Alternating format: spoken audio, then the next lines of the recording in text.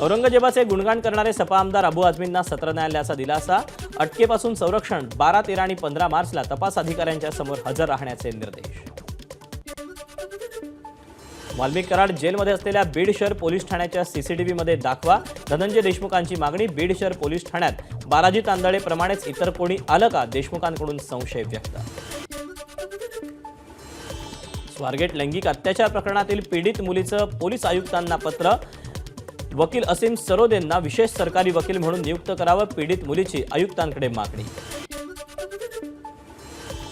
पुण्यातील स्वारगेट अत्याचार प्रकरणी आगार प्रमुखांच्या हलगर्जीपणामुळे सगळी घटना घडली। प्रताप सरनाईकांचा आरोप। तर या प्रकरणी 4 एसटी कर्मचारीही निलंबित।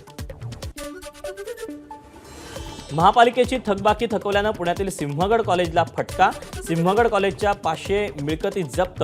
345 कोटींची सिंहगड कॉलेजकडे थकबाकी। पंतप्रधान नरेंद्र मोदींनी मॉरिशस दौऱ्यात भारतीय समुदायाला संबोधित केलं। भोजपुरी भाषेत भाषण सुरू केल्यानं मोदी म्हणाले, 10 वर्षांपूर्वी याच तारखेला मॉरिशसला आलो होतो, तेव्हा होळी 1 आठवडा आधीच संपली होती। आता होळीचे रंग मॉरिशसहून भारतात घेऊन जाईल, मोदींचं प्रतिपादन। एबीपी माझा, उघडा डोळे बघा नीट।